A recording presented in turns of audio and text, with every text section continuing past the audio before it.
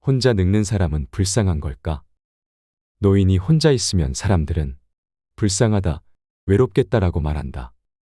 나는 그런 사람들에게 쓸데없는 오지랖이라고 말하고 싶다. 2000년에는 고령자가 자녀와 함께 사는 비율이 50%였지만 약 20년 동안 30%까지 떨어졌다. 부부 가구의 비율은 33%로 고령자 가구의 독거 비율을 합하면 50%를 넘는다. 부부 가구를 사별과 이혼에 따른 예비 1인 가구라고 생각하면 결국 가까운 미래에는 1인 가구가 절반 이상이 될 것이다. 가장 크게 바뀐 것은 부부 중 한쪽이 사망하여 혼자가 되어도 자녀와 함께 살지 않고 혼자 사는 사람이 늘었다는 점이다.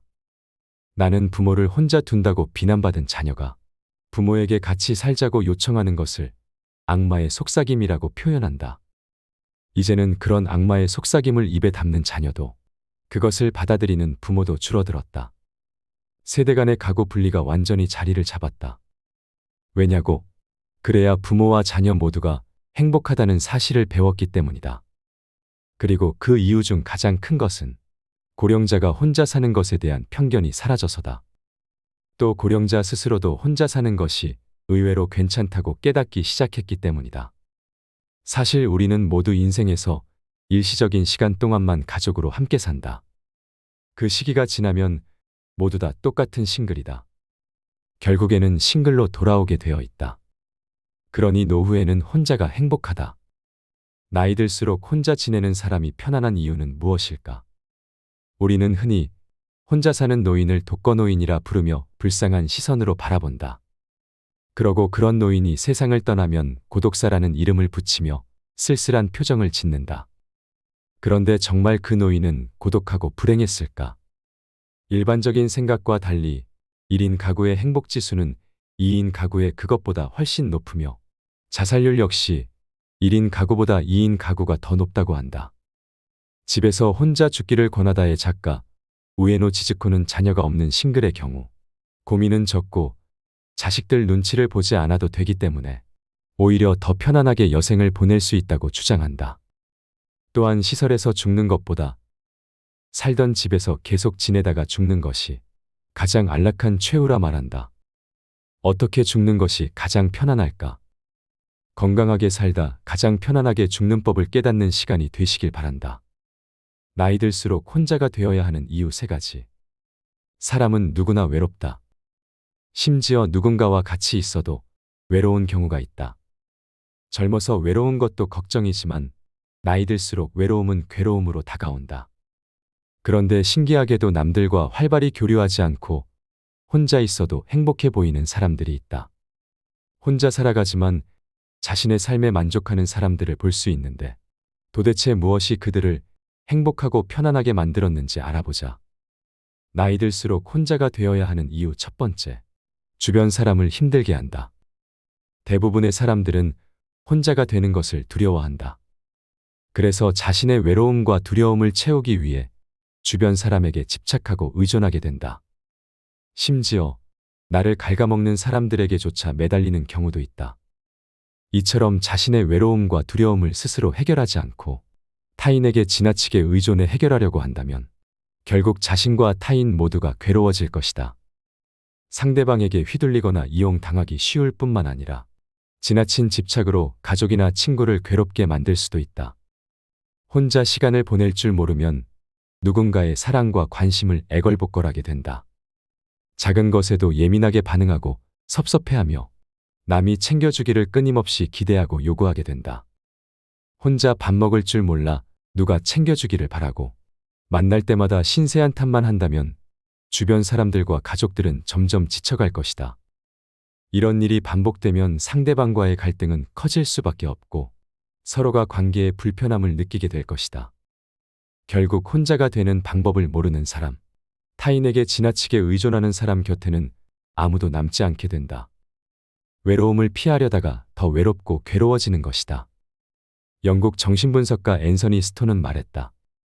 인간의 불행은 고독할 줄 모르는 데서 온다. 혼자가 되는 것이 나쁜 것만은 아니다. 자신을 위해 할 수 있는 일들이 너무나 많다.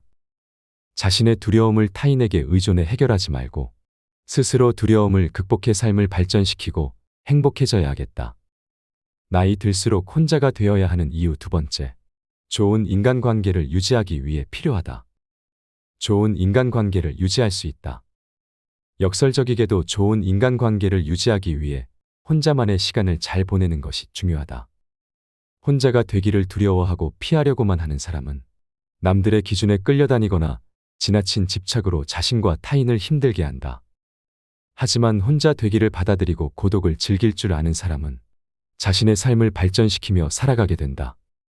외로움과 고독은 비슷한 단어처럼 보이지만 사실은 큰 차이가 있다. 신학자 폴 틸리이는 말했다. 외로움은 혼자 있는 고통을 표현하기 위한 말이고 고독은 혼자 있는 즐거움을 표현하기 위한 말이다. 혼자가 되라는 건 세상과 단절하라는 말이 아니다. 혼자만의 시간을 가지고 나와 대화하며 깊은 사유를 해보자는 것이다. 그 과정에서 자신의 진짜 두려움이 무엇인지 답을 얻는다면 자연스레 치유가 될 것이다. 무엇보다 이렇게 혼자 있는 능력을 키운 사람은 관계에 대한 실망과 집착에서 자유로워진다. 나에게 부정적인 영향을 주는 사람에게 의존할 필요도 없어진다. 그래서 굳이 노력하지 않아도 좋은 관계만 남게 되고 좋은 사람들과 존중하며 살아갈 수 있게 된다. 나이가 들면서 인간관계가 줄어든다고 걱정할 필요는 없다. 나도 모르는 사이에 좋은 사람만 곁에 남고 있다는 증거다. 나이 들수록 혼자가 되어야 하는 이유 세 번째. 삶의 질이 향상된다. 삶의 질을 높일 수 있다. 우리가 사는 세상에는 소음이 너무 많다. TV, 유튜브, 게임, 말소리, 메신저 등 하루 종일 너무 시끄러운 환경에 노출되어 있다. 이렇게 무방비하게 노출된 소음은 내가 스스로 생각하는 걸 멈추게 한다. 생각하는 걸 멈추고 스스로를 들여다보지 못하면 스스로 아무것도 하지 못하고 내면에 자리 잡은 나의 두려움과 마주하지 못하게 된다. 있는 그대로의 나를 수용하지 못하게 된다. 반면 혼자만의 시간을 보내고 내면의 힘을 키운 사람은 나의 내면에서 말하는 것이 진짜 나임을 알 것이다. 그래서 혼자 있어도 고통스럽지 않고 편안하고 즐길 수 있게 된다. 누군가 자신을 챙겨주기 바라는 대신 자신이 배우고 싶은 것을 배우고 새로운 것에 도전하며 삶의 활력을 찾는다. 이처럼 혼자 있는 능력, 내면의 힘을 가꾸는 것은 자신의 힘을 키우고 삶의 질을 높이는 길이다.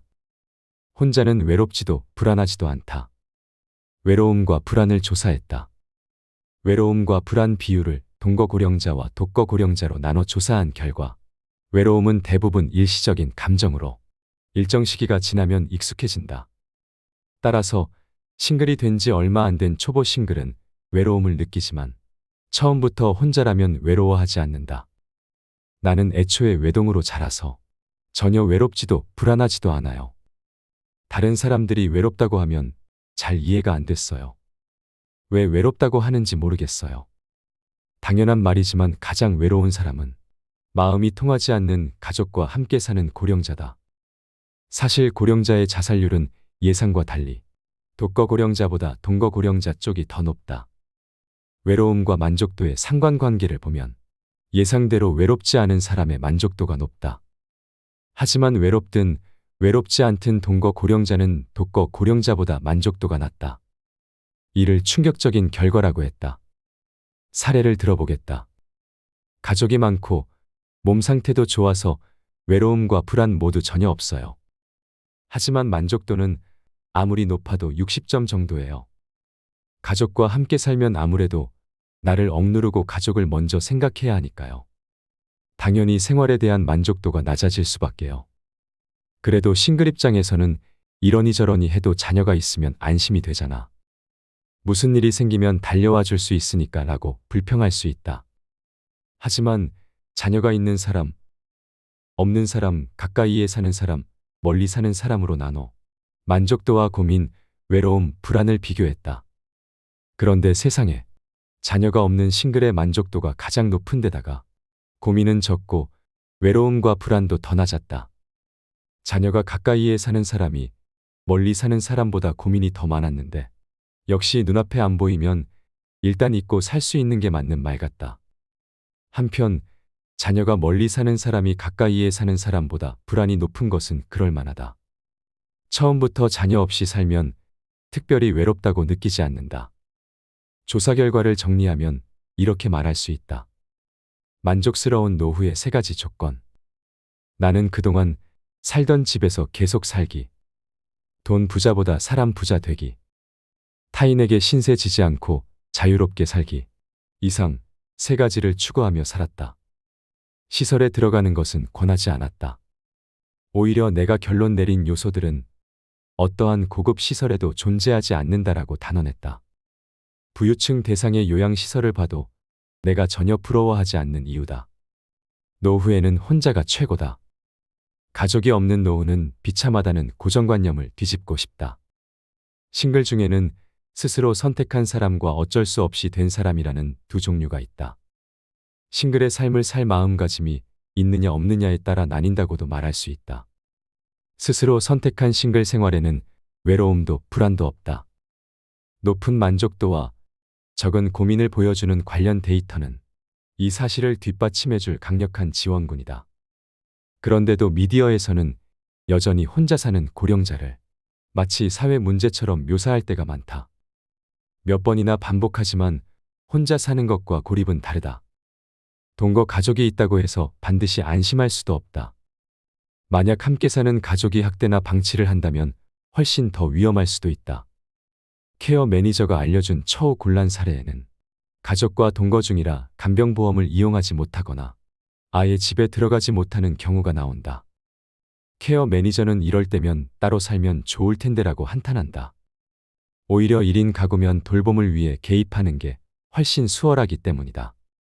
부모와 자녀 세대를 분리할 때는 노인을 집에서 빼내는 게 아니라 젊은 사람이 나오는 게 도리다. 젊은 사람은 환경 변화에 적응하기 쉽고 애초에 집도 부모 집일 테니 말이다. 자신 명의의 집에서 나와야 하는 것은 말이 안 된다. 사례를 들어보자. 오랫동안 해외에서 살던 딸이 중년이 되자 엄마의 노후가 걱정된다며 혼자 사는 어머니의 집으로 돌아왔다. 며칠이 지나자 딸이 엄마가 이상하다. 시설에 보내드려야 할 것 같다며 나를 찾아왔다. 나는 딸의 얼굴을 똑바로 보며 당신이 나가세요라고 조언했다. 결국 딸은 근처의 아파트를 빌려 따로 살기 시작했다. 세대를 분리하자 어머니의 상태도 좋아졌다고 한다. 나중에 들어온 사람이 먼저 살고 있던 사람을 내쫓는다니 당치도 않다. 나중에 들어온 사람이 나가면 된다. 따로 살아도 가족은 가족이고 서로 오가면서 파트타임 가족을 하면 된다. 주변을 둘러보면 혼자 잘 사는 노인이 얼마든지 있다. 이러한 데이터와 롤모델이 늘어나서 싱글에 대한 부정적인 편견이 사라지기를 바란다. 마지막은 병원이 아니라 집에서. 지금은 대부분의 사람들이 병원을 죽는 곳으로 생각하지만 원래 많은 사람들은 그냥 집에서 죽었다. 오랫동안 우리는 죽어가는 노인을 병원에 보내는 게 상식이라고 생각했다. 하지만 병원은 죽는 곳이 아니라 사람을 살리는 곳이다. 특히 119를 불렀을 때는 연명 치료가 필수적으로 따른다.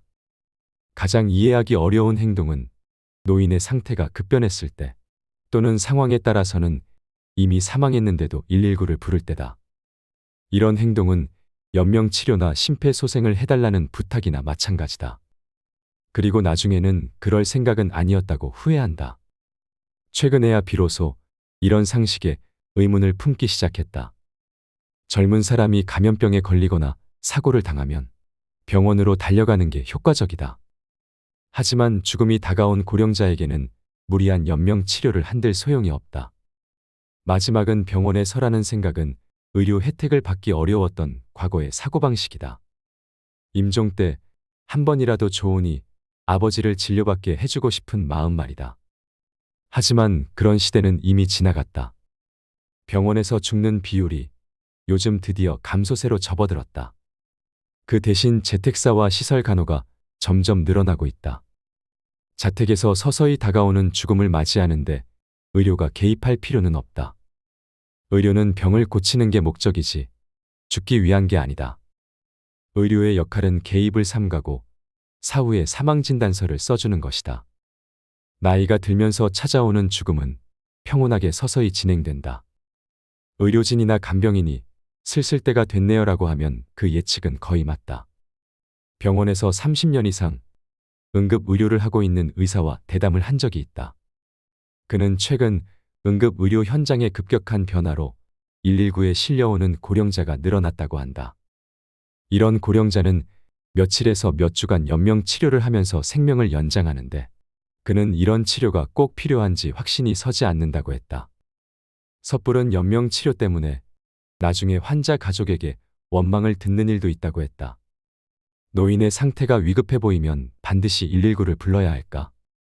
노인의 상태가 위급해 보이거나 죽어가는 현장을 발견했을 때 어떻게 하는 게 좋을까? 우리 모두가 한번 생각해 볼 일이다. 시설에서 죽기를 원하는 노인은 없다. 병원에서 행복한 노인은 없다. 독자 중에도 마지막은 병원이나 시설에서 죽을 거라고 굳게 믿는 사람이 있을 것이다. 하지만 여러 번 말했지만 병원은 사람이 죽는 곳이 아니다. 그렇다면 마지막에는 시설에서 지내야 할까? 시설과 병원을 좋아하는 노인은 없다. 현장을 돌아다니면서 더욱 확신이 생겼다. 병원은 환자보다는 의료진에 맞춰서 만들어져 있다. 병원 생활을 버틸 수 있는 이유는 언젠가는 나갈 수 있다는 희망 때문이다. 하지만 시설은 한번 들어가면 죽을 때까지 나올 수 없다. 요양원과 요양병원에 한번 들어가면 죽기 전까지는 나올 수 없다는 말을 들어본 적이 없는가? 사실상 전 세계 고령자 간병의 흐름은 시설에서 주택으로 완전히 이동하고 있다. 고령자는 이를테면 중도 장애인과 비슷하다. 고령자나 장애인이나 남녀노소가 모이는 보통의 마을에서 보통으로 사는 것을 노멀라이제이션이라고 한다. 마을이 바뀐다면 시설 따위는 필요가 없다. 집에서 죽어도 된다는 사실을 이제 알겠다. 하지만 혼자인 사람은 돈이 많아야 하는 게 아닌지 불안해하는 경우가 많다. 가족의 도움이 부족하면 타인에게 부탁할 수밖에 없다. 간병보험은 애초에 혼자 사는 고령자가 자기 집에서 죽는 것을 가정하지 않았다. 간병보험의 간병필요인정 제도는 사용할 수 있는 금액이 정해져 있어서 상한선을 넘으려고 하면 본인 부담률이 단번에 100% 상승한다. 그렇다면 도대체 얼마가 드는 걸까? 비용 때문에 불안한 사람이 많을 것이다. 재택사를 유도하는 이유는 따지고 보면 확실히 비용이 저렴하기 때문이다. 간호 비용은 병원, 시설, 재택 순으로 낮아진다. 평균치는 알 수 없지만 병원사는 죽기 한 달 전에 발생하는 건강보험의 평균 진료 청구액이 엄청나다는 데이터를 본 적이 있다. 고령자는 고령의료비 감면제도가 있어서 본인 부담이 줄어들지만 여기에 병실 비용이 붙는다. 임종을 앞둔 환자는 다른 환자와 함께 두면 심리적으로 좋지 않다고 하여 말기 환자는 1인실로 옮기기도 한다. 또한 가족이 모여 마음껏 슬퍼하기 위해서도 임종은 1인실에서 맞는 게 일반적이다. 병원의 1인실 비용은 도심 호텔 정도의 가격이라서 죽어가는 노인이 1인실에서 며칠을 보내면 가족의 부담도 무거워진다. 운이 좋아서 호스피스 병동에 입원한다고 해도 기본적으로 호스피스는 1인실이 원칙이고 하루 비용도 부담스럽다. 만약 양보해서 비용이 비슷한 수준이라고 해도 자기 집에 있는 편이 훨씬 행복하다. 혼자 사는 사람이라면 집 전체가 1인실이니까 말이다. 무엇보다 월세를 낼 필요가 없는 자가 소유자가 굳이 임대료를 내면서 시설에 들어가야 할 필요가 없다. 그 돈을 본인 재택간병 부담 서비스에 쓴다면 좀 더 훌륭한 케어를 받을 수 있다. 재택사 이야기를 꺼내면 반드시 천정부지로 솟는 비용을 걱정하는 사람들이 있다. 이런 사람들은 임종을 앞둔 고령자에게 누군가가 24시간 꼭 붙어 있어야 한다고 생각한다. 실제로는 임종기라 하더라도 병원과 시설 모두 누군가가 24시간 옆을 지키지 않는다. 몇 시간 간격으로 회진을 돌 뿐이다. 그렇다면 집에서 정기적인 방문 서비스를 받는 것과 다를 게 없다. 병원에 있으면 항시 모니터를 통해 상태 체크는 해주겠지만 어차피 알람이 울려야 간호사가 달려온다. 교대 시간마다 간호사가 바뀌며 시시각각 바쁘게 움직이는 현장에서 모니터에 연결된 상태로 죽는 경우도 있다. 이를 병원 내 고독사라고 부른다. 너무 걱정된다면 집에 긴급 전화를 설치하는 게 낫다. 긴급 전화조차 누를 수 없는 상태라면 호흡, 혈압, 혈중 산소 포화도 등을 측정하는 모니터를 설치하여 의료센터와 연결하는 원격 시스템 등도 지금의 기술이라면 충분히 가능하다. 혼자 살며 상속인이 없는 고령자는 사후에 꽤 많은 금액의 자산을 남긴다. 상속인이 없으면 유산은 전액 국고로 들어간다. 어차피 그렇게 될 돈이라면 살아있을 때 제대로 쓰는 게 낫다. 낡은 집이든 쓰레기 집이든 마지막까지 익숙한 자기 집에서 생활하는 것만큼 행복한 일은 없다. 예전에는 시설이든 방문이든 간호를 두려워하거나 충격을 받는 간병인을 배려해야 했다. 그래서 임종기 노인에게 베테랑을 배치하거나 직원 수당을 올려주는 등의 노력을 했다. 하지만 현장의 경험치가 올라가면서 고령자의 죽음은 평온하고 서서히 진행된다는 사실을 알게 되었다. 의사가 죽는데 의사는 필요 없다는 내용의 책을 썼듯이 죽는데 의사는 필요 없다. 의사는 죽음 이후 사망진단서를 쓸 때 필요할 뿐이다. 주치의가 방문 진료를 하고 있었다면 의사가 입회하지 않고도 사망진단서를 써줄 수 있다. 최근에는 현장에서 이런 이야기를 들었다. 죽는 순간 의사는 필요 없어요. 저희 간호사만으로 충분합니다. 또 간병인도 이제는 경험이 늘어서 이런 말을 한다. 죽는 순간 의사도 간호사도 필요 없어요. 저희 간병인만으로 충분합니다. 생각해보면 예전에는 의료인도 전문 간병인도 아닌 가족이 간병을 도맡았으니 말이 안 되는 것도 아니다. 간병인이 재택 간호를 꺼린다던 말은 이미 옛말이다. 수많은 경험을 쌓은 전문가들이 재택 간호는 평온하다고 자신있게 말한다. 고령자의 죽음은 서서히 진행된다. 간병인은 평소 노인의 일상을 지켜보기 때문에 그때가 슬슬 오고 있다는 사실을 알아챈다. 떨어져 있는 가족에게 상복을 준비해오라고 말해줄 수도 있다. 그러니 혼자서 죽고 싶지 않고 누군가가 지켜볼 때 죽고 싶다면 그게 불가능한 일은 아니다. 하지만 나처럼 평소에는 혼자 지내던 사람이 임종 때만 친족에게 둘러싸인다고 생각하면 너무 부자연스럽다. 가능하면 조용히 가게 해주면 좋겠다. 치매에 걸려도 집에서 혼자 죽을 수 있을까? 재택 간호는 충분히 가능하다. 혼자 살아도 가능하다. 암이라면 더 쉽다라고 말했는데 그것도 다 자기 결정 능력이 있을 때의 이야기다. 만약 자기 결정 능력을 잃게 된다면 치매는 증세가 심해지면 집에서 돌볼 수 없다. 하물며 혼자 사는 것은 무리고 시설에 들어가는 것을 당연하게 여긴다. 전문가에게 치매여도 집에서 혼자 죽을 수 있을까요? 라고 물으니 아무래도 좀 어렵지 않을까요? 라는 대답이 돌아왔다. 치매를 마주하고 싶지 않은 이유는 우선 치매 고령자가 받는 대우가 얼마나 비참한지 알기 때문이다. 둘째로는 나도 치매에 걸릴지 모른다는 공포심이고 셋째로는 내가 치매에 편견이 있다는 점이었다. 치매는 아직 그 원인이나 예방법, 치료법이 밝혀지지 않았다. 지금의 치매약은 진행을 늦출 뿐 치료약은 아니다. 또 어떤 이는 나이를 먹는 자연스러운 현상이라고 말하기도 한다. 생각해보면 옛날에는 할아버지가 노망이 났다로 끝났는데 치매라는 진단명이 붙자마자 환자 취급을 받게 되었다. 정신병원은 가족과 시설 모두에 처치곤란인 환자를 받아주는데 그럼 치매 환자는 병원에서 어떤 치료를 받을까? 행동심리 증상이라는 문제 행동, 폭언과 폭행, 자신과 타인에 대한 공격성, 환청과 망상, 이식증과 농변 등을 억제하는 수단은 두 가지다. 하나는 신체 구속이나 실내 격리와 같은 물리적 행동 억제다. 또 다른 하나는 향정신성 약물을 투여하는 생리적 행동 억제다. 폭언과 폭행이라고는 해도 대부분 여기가 어디냐, 집에 보내달라, 밖에 나가고 싶다 등의 당연한 요구다. 대부분 가족한테 속아서 오기 때문에 집에 가고 싶다는 요구는 지당하다.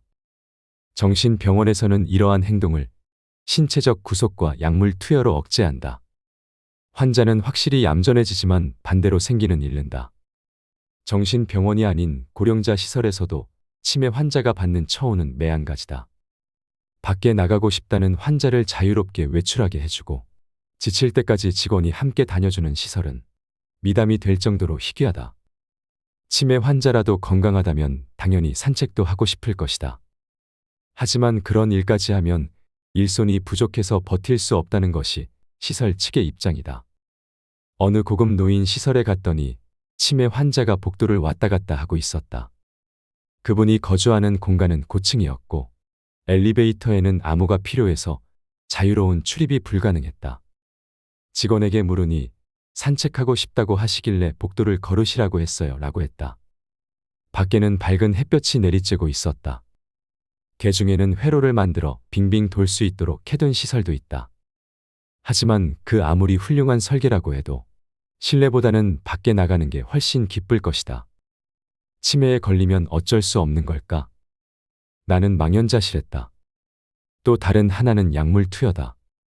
알츠하이머의 진행을 억제한다고 알려진 도네페질 등은 한번 먹기 시작하면 평생 먹어야 한다는 점에서 고혈압 약이나 당뇨병 약과 똑같다. 게다가 병이 진행될수록 투약하는 양은 점점 늘어간다. 치매 환자 700만 명 시대는 거대한 시장이기 때문에 제약회사가 만반의 준비를 하는 것도 무리가 아니다. 치매의 진실이라는 책을 보면 투약하는 양이 늘어서 좋을 게 하나도 없다고 한다. 나는 이 글을 읽고 놀랐다. 약을 먹으면 의식 상태가 저하되면서 환자가 얌전해지지만 약이 뇌 활동을 억제한다고 한다. 실제로 주변에서 들려오는 말은 약을 줄이거나 아예 끊은 이후에 오히려 상태가 개선되었다는 이야기뿐이다. 젊은 지인 중 한 사람은 어머니를 만나러 시설에 갈 때마다 어머니의 표정이 사라지고 있다는 사실을 눈치챘다. 아무래도 약을 먹고 있는 것 같은데 무슨 약인지 알려달라고 해도 신통한 답변을 들을 수 없었다. 이대로라면 어머니가 폐인이 될 것 같아서 딸은 어머니를 시설에서 빼내기 위해 여기저기 알아봤다. 그 이야기를 들으면서 나는 등골이 오싹해졌다. 이 어머니에게는 이렇게 걱정해주는 딸이 있지만 싱글인 내게는 그런 딸이 없기 때문이다. 앞으로 내가 어떻게 될지 걱정되었다. 최근에 캐모브레인이라는 전문 용어를 알게 되었다. 곤도 마코토 씨의 최근작 이 약이 치매를 만들어낸다. 캐모브레인이 되지 않는 13가지 지혜에 나온다. 이 용어는 약으로 생긴 뇌 장애를 가리키는 신조어인데 이런 말이 생겨날 정도로 서양에서는 널리 알려져 있다고 한다. 여기에는 치매약과 고혈압약, 콜레스테롤 억제제 등 한번 먹기 시작하면 멈출 수 없는 약이 대다수 포함되어 있다. 좀 더 나은 고령사회를 만드는 여성 모임이 고령자의 약 복용에 관한 실태 조사를 실시하고 보고서를 제출했다. 약에 의존하는 사람들이 많다는 사실은 이미 알고 있지만 답변자 중에는 의사 몰래 약을 버리는 사람도 상당수 있었다. 최근에는 다양한 직종을 모아놓은 간병팀에 약사도 포함하자는 움직임이 대두되고 있는데 만약 나에게 간병이 필요하게 된다면 약에 대해서는 맡기고 싶지 않다. 그래서 요즘에는 강연 때 이런 이야기를 한다. 여기 모인 사람 5명 중 1명이 치매에 걸린다고 하면 누가 될까요? 그 사람을 기다리고 있는 것이 신체적 구속 아니면 약물 투여라고 한다면 어느 쪽이 좋을까요? 고령자 5명 중 1명을 기다리는 게 물리적 생리적인 행동억제라는 이름의 학대라면 너무 가혹한 일이다. 최근 병동 잠입 취재를 나간 적이 있는데 병동 가장 깊숙한 곳에 자리한 더러운 방이라는 곳을 보고 아연실색했다고 한다. 자물쇠를 채운 그 감옥 같은 방에는 한 치매 노인이 자신의 오물로 뒤덮인 채 지내고 있었다. 최근에는 이런 일이 많이 사라진 듯하지만 그 대신 폭언과 폭행을 억제하는 약을 먹고 무기력 상태에 빠진 송장 같은 치매 환자를 볼 수 있다. 요양원에 가지 않으려면 이라는 주제의 영상에 많은 사람들이 공감하며 관심을 기울이는 것이 현실이다. 그렇다면 당신은 어떤 선택을 할 것인가? 혼자 사는 치매 환자의 상태가 좋은 이유. 대부분의 치매 환자는 가족의 결정으로 시설에 들어간다. 여기에는 그만한 이유가 있다.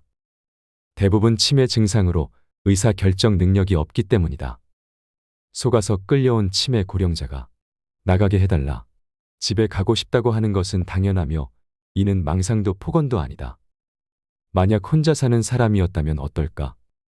약을 사용하지 않는 정신과 의사로 유명한 치매 전문 의사인 다카하시 유키오 씨의 조종 이론에 따르면 문제 행동은 모두 조종을 받는데 그 원인을 만드는 누군가가 반드시 주변에 있다고 한다. 그렇다면 혼자 사는 치매 환자는 누군가의 조종이 없는 환경에 있는 것이다. 역학적으로 증명할 수 있을 정도로 사례가 많지는 않지만 다카하시 씨는 자신이 경험한 임상 사례를 통해 혼자 사는 치매 환자의 증상이 가볍다는 인상을 받았다. 확실히 흥분이나 폭력은 적고 간병을 거부하거나 집으로 돌아간다는 망상, 사람을 착각하는 망상, 물건 도난 망상이나 질투 망상 등도 많지 않다고 했다. 그리고 가족과 함께 사는 경우와 달리 혼자 사는 치매 환자는 매일 지적을 받거나 혼나지 않기 때문에 스트레스가 극히 적다고 했다. 그래서 치매 환자가 혼자서 살 수 있냐고? 생활 습관을 유지할 수 없게 되어도 방문 간병인이 있다면 식사와 입욕이 모두 가능하다. 친근한 간병인이 있다면 시설처럼 저항할 일도 없다. 스스로 식사 준비를 할 수 없게 되면 배식 서비스를 부탁하면 된다. 치매 환자도 음식만 제공해주면 혼자서 제대로 먹을 수 있다. 식욕은 삶의 욕구 중 가장 기본이다. 먹을 수 있는 동안은 잘 먹으면서 즐겁게 지내다가 먹는 게 어려워지거나 누워 지내게 되면 그때는 치매가 있든 없든 필요한 간병은 똑같다. 실제로 혼자 사는 치매 고령자가 집에서 임종을 맞는 사례도 점점 늘어나고 있다. 치매는 불편하지만 불행하지는 않다. 조금만 도움을 받으면 혼자서도 살아갈 수 있다. 치매 환자는 무엇을 할 수 있나가 아니라 치매 환자와 무엇을 할 수 있나를 생각해야 한다고 말한다. 즉, 치매에 걸리거나 말거나 함께 울고 웃으면서 가능한 한 많이 웃으면서 살아가면 된다. 나는 가족이 없어서 혼자 살고 있다. 이제 곧 간병보험 이용자가 될 것이다. 팔팔하게 살다가 어느 날 덜컥 죽는 것은 바랄 일이 아니다. 사람은 천천히 내리막길을 걸어갈 뿐이다.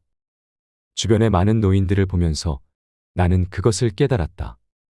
조만간 움직이지도 먹지도 마시지도 못할 것이다. 그러다가 어느 날 호흡이 멈춘다.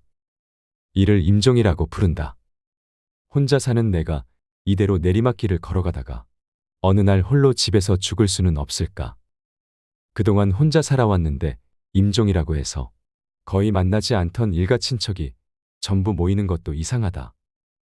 혼자 조용히 죽고 어느 날 그 사실을 발견해도 고독사라 부르지는 않았으면 한다. 간병보험이 생겼을 때는 나를 위한 제도라고 생각했다. 그 이후에도 나는 순조롭게 나이를 먹었고 그 사이에 사회도 변했다. 무엇보다 혼자 사는 고령자가 급속도로 늘어났고 불쌍함의 대명사였던 싱글의 이미지가 완전히 변했다. 최근에 어떤 남성 주간지에서 혼자가 되었을 때 실패하는 이유라는 특집 기사를 발견했다. 그 이유는 자녀와 함께 산다. 손자의 교육비를 내준다. 자녀에게 재산을 다 넘겨준다. 재혼한다였다. 기사를 읽으면서 약 10년 만에 노후의 상식이 이렇게 바뀌다니 감개무량했다. 고작 10년 만에 노후의 상식이 180도 바뀌었다. 자녀와 함께 사는 것이 행복하다 해서 함께 살지 않는 것이 현명하다로 바뀌었다. 혼자 사는 것은 불쌍하다 해서 혼자 사는 것은 편하다로 바뀌었다. 이제는 혼자서 죽는 일만 남았다. 혼자 사는 것은 고립이 아니고 혼자 죽어도 고독사가 아니다. 그래서 재택사라는 새로운 말도 만들었다. 누구에게나 집에서 혼자 죽기를 권하려면 우리의 결단과 노력뿐만 아니라 간병보험이 잘 되어 있어야 한다. 그런 의미에서 간병보험의 장점과 한계, 문제점도 생각해 보아야 한다. 우리나라 간병보험 제도는 절대 후퇴해서는 안 된다고 생각한다. 나아갈 길이 멀기 때문이다. 간병보험은 우리 유권자가 만든다. 우리 유권자가 간병보험을 좋게도 나쁘게도 만들 수 있다. 늙는 것은 누구도 피할 수 없다. 사망률은 100%이다. 5명 중 1명이 치매에 걸린다고 한다. 간병 없이 살겠다며 열심히 운동하고 치매를 예방한다고 두뇌 체조에 매달리기보다는 간병이 필요해져도 안심할 수 있는 사회, 안심하고 치매에 걸릴 수 있는 사회, 장애가 있어도 죽지 않는 사회를 만들기 위해 해야 할 일이 아직 너무나 많다. 당신도 함께 싸워준다면 기쁘겠다. 나이가 들수록 인간관계 폭이 좁아지고 사람들과의 만남도 점점 줄어듭니다. 평생을 가까이서 함께 늙어갈 것 같던 친구도 멀어지고 그마저 있던 지인들도 각자의 삶을 향해 떠나갑니다. 내 평생의 과제이자 선물이었던 자식들도 가정을 꾸리며 나와 함께하는 시간이 줄어듭니다. 외로움은 나를 불안하게 만드는 감정입니다. 같이 있으면 괴롭고 혼자 있으면 외롭다면 무엇을 택하겠습니까? 외로움을 택한다는 분들이 많습니다. 하지만 같이 있어도 외로운 경우가 적지 않습니다. 새로운 사람을 만나보고 싶어도 나이 먹고 새로운 인연을 만난다는 것도 쉬운 일이 아닙니다. 어떻게 하면 외로움을 이겨낼 수 있을까요? 젊을 때의 외로움도 막막하지만 나이가 들어갈수록 외로움은 두려움으로 다가옵니다. 그런데 간혹 남들과 교류하지 않고 혼자서 살아가지만 항상 웃으며 행복하게 지내는 사람들을 본 적 없으신가요? 도대체 무엇이 혼자 있음에도 만족하는 걸까요? 나이 들수록 혼자가 되어야 하는 이유가 있습니다. 허전하고 외롭다고 지난 인생을 돌아보며 탓할 필요 없습니다. 혼자 지낼 줄 모르면 가까운 사람을 힘들게 하고 괴롭히게 됩니다. 나이 들면서 가장 걱정되는 것을 물으면 남자들은 외로움이, 여자들은 경제력이 가장 걱정된다고 합니다. 먹고 사는 걱정과 외로움에 대한 걱정은 당연한 일이겠지요. 특히나 많은 사람들은 혼자가 되는 것을 두려워합니다. 그 두려움에서 벗어나기 위해 가까이 하면 안 될 사람을 만나게 되고 주변의 사람들에게 집착하고 의지하게 됩니다. 순간의 외로움을 견디지 못하고 피하려고 하다가 오히려 더 힘든 인간관계가 자초되기도 합니다. 자신과 타인 모두에게 고통이 되는 것입니다. 외로움은 피하려 하면 할수록 더 고독해지고 휘둘리게 되며 약해지게 만듭니다. 나에게 찾아오는 두려움을 스스로 해결하지 않고 타인에게 의존해서 해결하려 하기 때문일 것입니다. 사람과 인간관계를 유지하는 것이 가장 힘들다고 말하는 분이 많습니다. 이것은 남녀노소 불문하고 전 연령층에서 힘들어하는 문제입니다. 사실 이 중에선 나의 외로움으로 인해 발생하는 것도 적지 않습니다. 저는 인간의 불행은 고독할 줄 모르는 데서 온다고 생각합니다.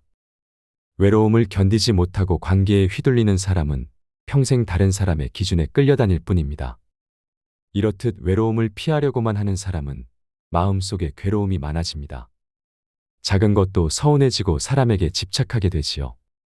그러나 외로움을 선택할 줄 아는 사람은 초연해집니다.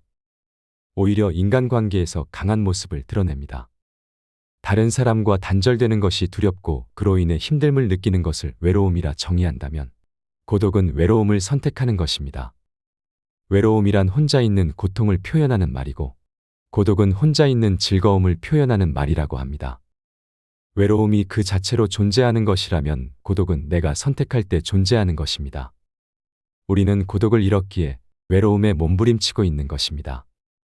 혼자 있는 능력을 키우면 건강한 인간관계는 물론 내 인생을 주도적으로 이끌 수 있는 힘을 갖게 됩니다. 혼자 있는 능력이란 스스로 세상과 단절하는 것이 아니라 혼자의 시간을 즐길 줄 아는 것, 혼자의 시간을 갖고 깊게 사고할 줄 아는 것입니다. 세상에 영원한 것은 없듯이 인간관계에 집착도 내려놓을 줄 아는 여유가 필요합니다. 그것만으로도 외로움에서 상당히 자유로워집니다. 빨리 인연이 다하는 사람이 있는 것처럼 내가 굳이 힘쓰지 않아도 자연스레 오래가는 사람도 있습니다. 당연한 삶에 술리고 이치입니다. 나이가 들면서 혼자 있는 것이 두려운 이유는 늙어서 외롭고 아플 때 아무도 없을까봐 걱정되는 이유가 클 것입니다. 혼자 지낼 줄 모르면 누군가의 시간과 관심을 바라게 됩니다. 먼저 찾아와 주지 않는다. 알아서 챙겨주지 않는다는 불평불만이 늘어납니다. 그렇게 되면 주변 사람들과 자식들이 괴롭습니다. 여기에 고집이 대단하고 성질까지 고약하면 관계의 골이 더 깊어져서 정작 자신의 곁에는 아무도 남지 않게 됩니다. 본인 스스로 하지 않고 다른 사람이 나를 보살펴 주기만을 기대하는 것은 결국 자신만 괴로워지는 것입니다. 나이 들수록 혼자가 되고 나만의 삶을 즐겨야 하는 이유를 찾으셨나요? 나이 들수록 외롭지 않게 나만의 삶과 인생을 즐길 수 있는 방법을 깨닫고 혼자서도 편안하게 살아가는 인생을 걸어가시길 바랍니다. 이상으로 인생 철학이었습니다. 철학이 있는 당신의 삶을 응원합니다.